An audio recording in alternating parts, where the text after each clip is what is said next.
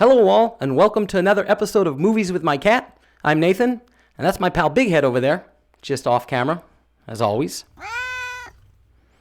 I like snakes. So does Big Head. But according to the World Health Organization, more than 5 million people a year are bitten by snakes, and as many as 100,000 people perish each year from those snake bites. So I'm not so sure that snakes like us all that much. Of course, how many of those snake bites are provoked by someone poking at it with a stick? On a list of animals to not poke with a stick, snakes are probably pretty high up on that list. But what happens when you not only mess with a snake that's minding its own business, but you also mess with its DNA? The answer, of course, is nothing good.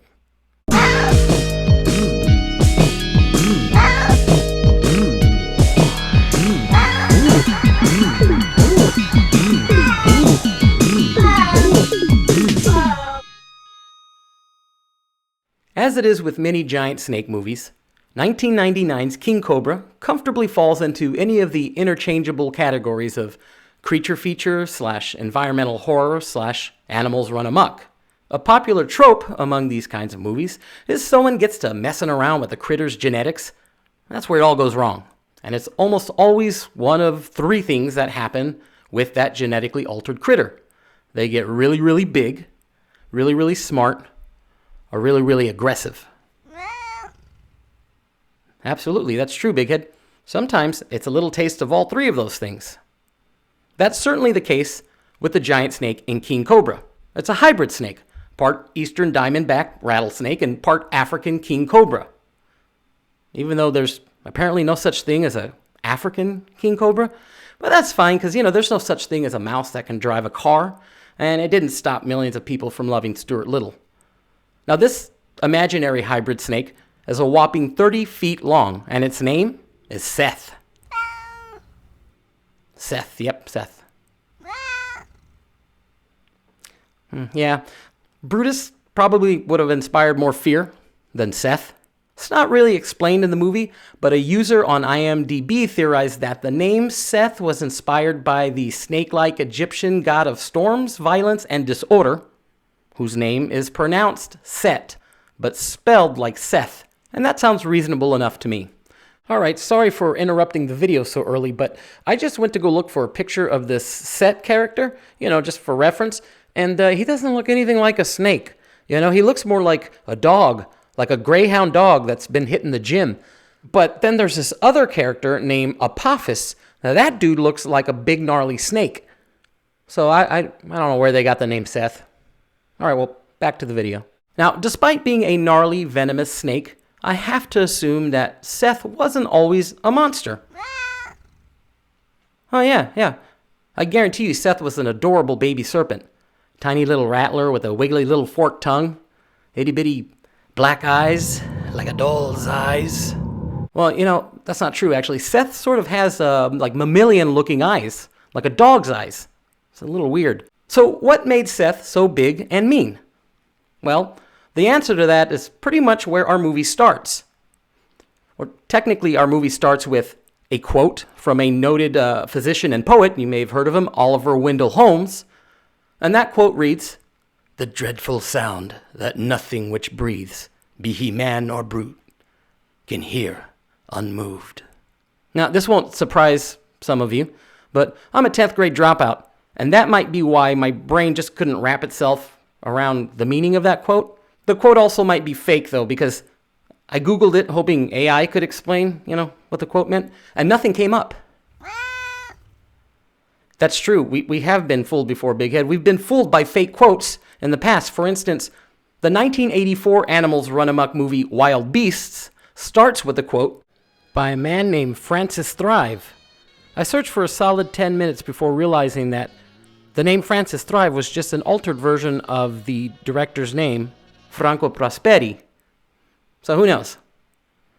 As for King Cobra, after the title screen, which uses some kind of new metal font, we see a small group of scientists working in a lab, making precise measurements and discussing scientific stuff, like the cause and effect of other sciencey sounding stuff. The concentration of serotonin has been increased by 2 milligrams, and dissolved in a 0.8 saline solution. 0.5.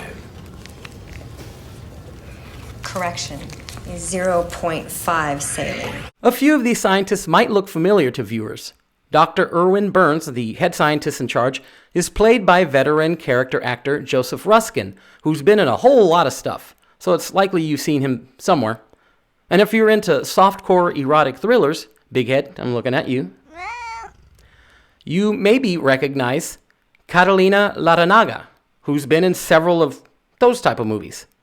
And she's not just Dr. Burns' assistant, she's also his daughter. But the face horror fans will most likely recognize is that of Dr. McConnell, who is played by Courtney Gaines, probably best known for his turn as Malachi, the sinister redhead from Children of the Corn. Now, this father-daughter scientist team, they've been working on a serum that causes aggression in animals. I'm not sure why, but that's what they're up to. As scientists, they're going about their process at a delicate pace, making minute adjustments to the serum. But as it turns out, Dr. McConnell has lost his patience with subtle adjustments and careful measurements, and he's psyching himself up to do something about it. We see him injecting himself with an unnamed substance that I'm forced to assume is the very serum that they're working on, because it does make him more aggressive, but more in a one too many key bumps kind of way. Boom, spank me harder, baby. Oh, back.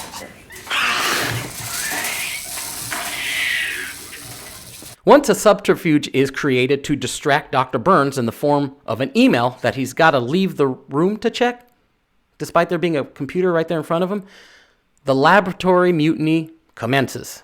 I made more progress in one day of my own testing than your father's made in 3 damn years. Not that he'd know it, of course, because he never listens to me. What are you talking about? He highly values your input and expertise. Bullshit! He trusts us so much that he keeps everything under lock and key. He's so secretive, he's got to do it all himself. Because he's a paranoid old wimpy geek. And you know what? It's time we made some damn progress around here. With reckless abandon, they pour a bunch of stuff into the serum, causing it to become unstable. It explodes and starts a fire, which causes a much bigger explosion that fills the lab with flames, blowing the door right off of its hinges. And despite taking a giant blast to his face and being tossed into the air like a rag doll, see, that's him right there, flying through the air, the elderly Dr. Burns is okay. But I can't say the same for any of the other scientists, because the lab doors weren't the only thing blown open. So was the containment unit that held Seth, our titular King Cobra. So the situation in the lab is dangerous, not just because it's on fire, but because Seth is slithering around in there somewhere as well. Unfortunately, the daughter scientist does get a dose of Seth venom straight from the source. Now, we do see Dr. Burns carrying his daughter out after being bit by Seth, but she isn't moving and we don't see her again for the rest of the movie, so I gotta assume the worst. But what's more alarming is Seth is now out and about in the wild, free to roam and eat his way through Southern California countryside, growing bigger and bigger. The next time we see Seth is a full 2 years later, and we know it's 2 years later because it says so right there on the screen. It's soon revealed that Seth has turned up in the town of Fillmore, California, which is a real town and the actual filming location of King Cobra. And wouldn't you know it, Fillmore is about to kick off a beer festival that's too important to the town's economy for the mayor to shut down the town, despite the recent snakebite victims. Right, it's like Jaws, but with a big snake. That's another common trope among these animals run amok films. They essentially use the same plot device. You know, a community is about to hold a major event when whatever big bad creature is let loose upon the town, and the powers that be refuse to cancel the event until it's already too late. Of course, in Jaws, it's the start of the summer season, and the mayor says it's too important to the financial state of Amity Island to shut the beach down. And in Jaws of Satan, like King Cobra, it is a snake that's terrorizing the town, but that town is the middle of nowhere, Alabama.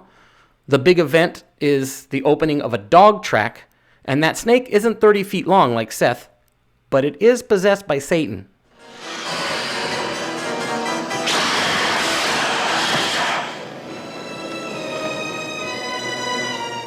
We could go on, but you get the picture. King Cobra follows a familiar plotline that some will see as another rehash of Jaws, but just with a giant snake. Like so many other killer snake movies at the turn of the 21st century. Movies like 1997's Anaconda, which of course can be seen as the catalyst to the glut of early 2000s big snake movies. However, I was surprised to learn that King Cobra was not inspired by the success of Anaconda. And that's because, despite Anaconda coming out in 1997 and King Cobra coming out in 1999, production of King Cobra began first. But unfortunately for the makers of King Cobra, as it sometimes is with lesser budgeted films, production lagged and they were forced to put the movie out as a direct-to-video release well after Anaconda had already slithered its way into the theaters. And so, Anaconda made its mark as a watershed moment in the giant snake genre, while King Cobra came off looking like a cheap imitation sitting on a mountain of other cheap imitations. Of course, here at Movies with My Cat, we'd never hold being a cheap imitation against you. Yeah, that's true enough. I'd go as far as to say the majority of our favorite movies are cheap imitations. As long as you can have a good time watching it with a pal, it's a potential favorite. And there's a few things about King Cobra that'll ensure a good time. Brad! Get away from her!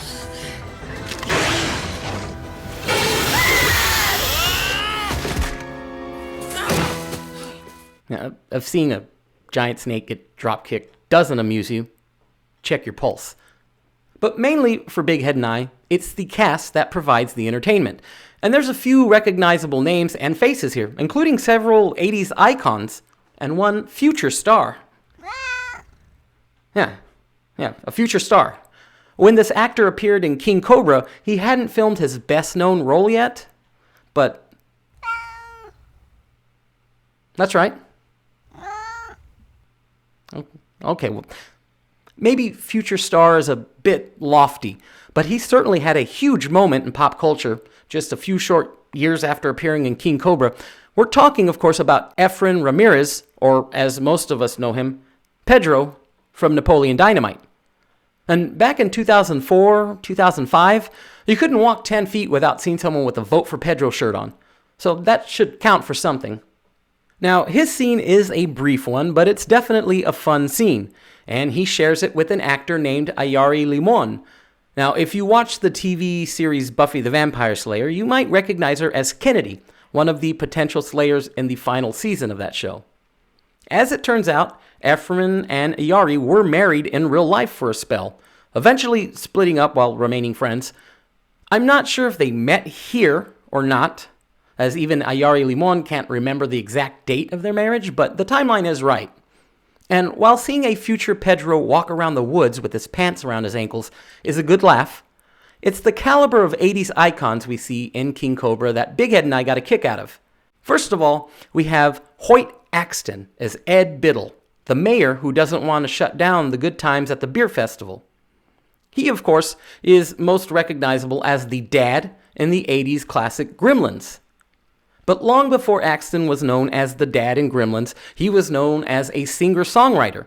And he wrote music recorded by absolute legends like Glenn Campbell and Waylon Jennings, Joan Baez and the Kingston Trio. But the most successful song he wrote was a #1 hit recorded by 70s rock band Three Dog Night. That song, of course, is Joy to the World. Yeah, that's right, buddy. The dad from Gremlins wrote Joy to the World. Now, if you don't know the song Joy to the World by Three Dog Night, that's okay. Just go ask your uncle with the handlebar mustache that smells like Camel Lights, and he'll tell you all about it. Well, man, we found this new album called Freedom Rock. It's got all those great songs we used to groove to back then. But as it turns out, music was in Hoyt Axton's blood, because his mom, a woman named Mae Boren Axton, was also a songwriter known as the Queen Mother of Nashville. And she's credited with co-writing the rock and roll classic Heartbreak Hotel. Yep, that's right, bud. The mom of the dad from Gremlins wrote Heartbreak Hotel. So I think it's a really nice gesture that the makers of King Cobra honored Hoyt Axton's musical background by having him write and perform an original song over the closing credits. It's a short tune called Seth is the Devil. Not to be confused with Hoyt Axton's 1971 song, The Devil. It's an entirely different song. Our people are dying, there's no place to run. Seth is the devil, at least he's his son.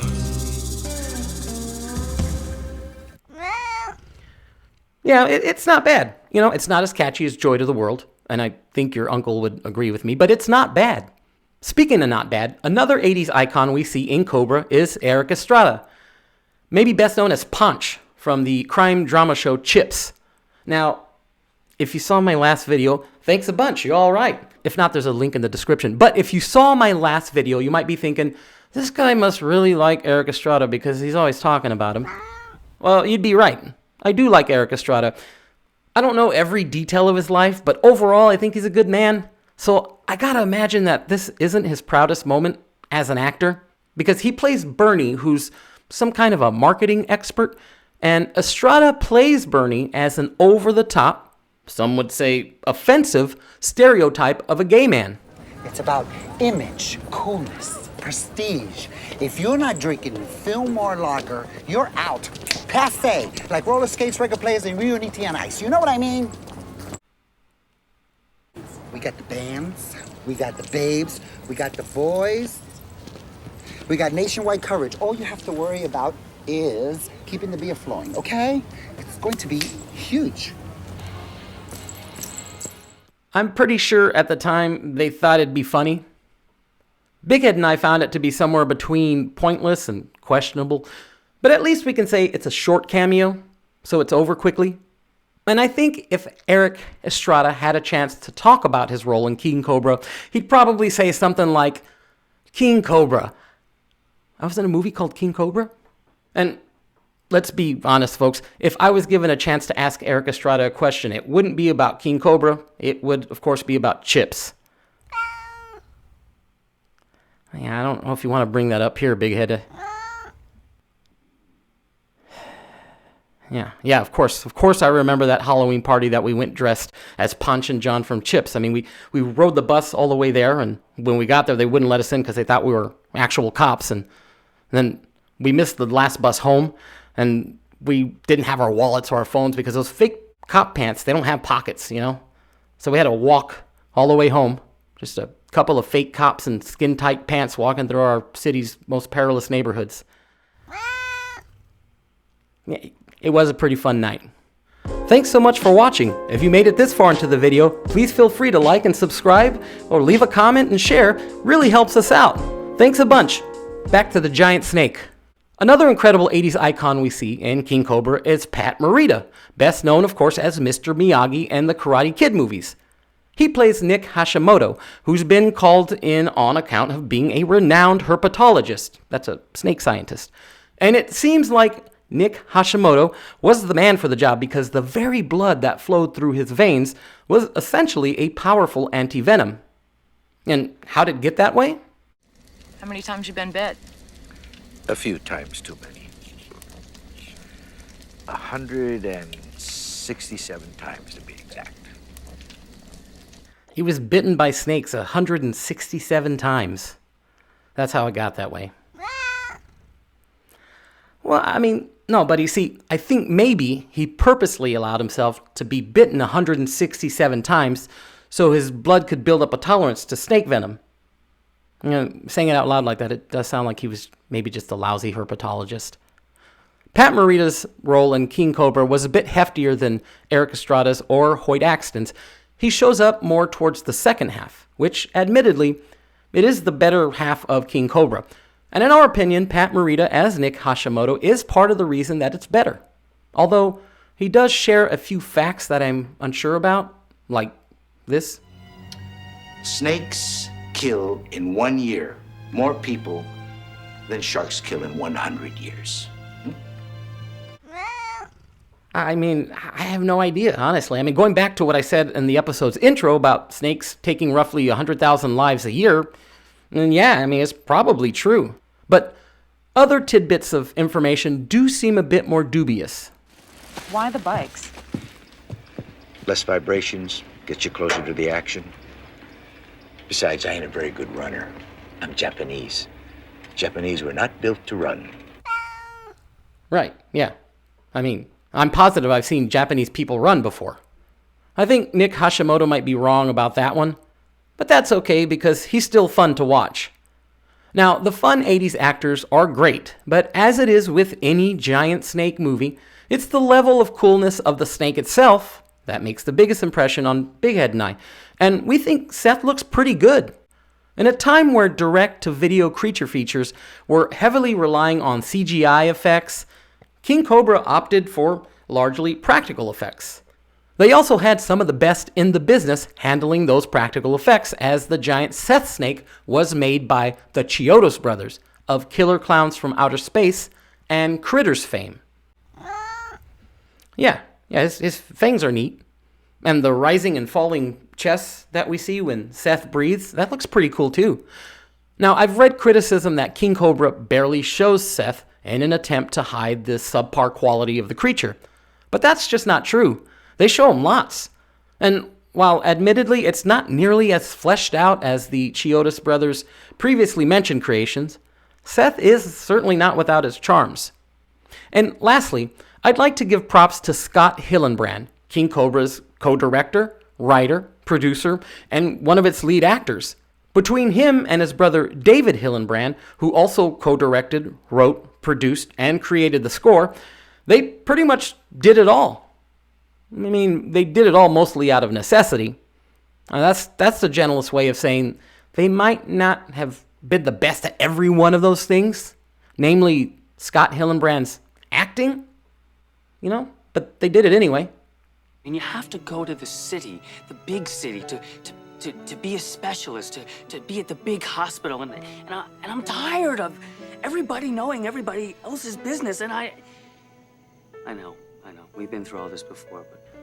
Now, folks, these little videos that we do, they're researched, written, produced, edited, and a whole bunch of other things by one guy. And one cat, to a lesser extent.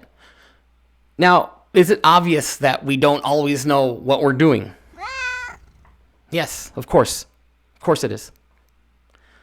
For now, I'm still working on it, but do we let that stop us? Heck no, and neither did Scott or David Hillenbrand when they made King Cobra. And that kind of blind determination has a special place in our hearts. And so does any movie that devotes an entire scene to making out over the gifting of a Palm Pilot. It's got 256K, you got Rolodex, you got day planner. Plus an alarm, world time, map reminder, password access. Yes, and you can backload it all on your computer. I know, this is the one I wanted. They're great. Maybe every aspect of King Cobra isn't perfect. But as they say, done is better than perfect. Speaking of done, that about does it for this episode of Movies with My Cat. If you haven't already seen King Cobra, go check it out. Better yet, see it with a friend. And thank you, my friend Big Head, for watching this with me. That's right, support your local cat. Please feel free to like and subscribe, it really helps out the channel. And thanks a whole bunch for hanging out with us. We'll see you on the next episode of Movies with My Cat. Bye, all.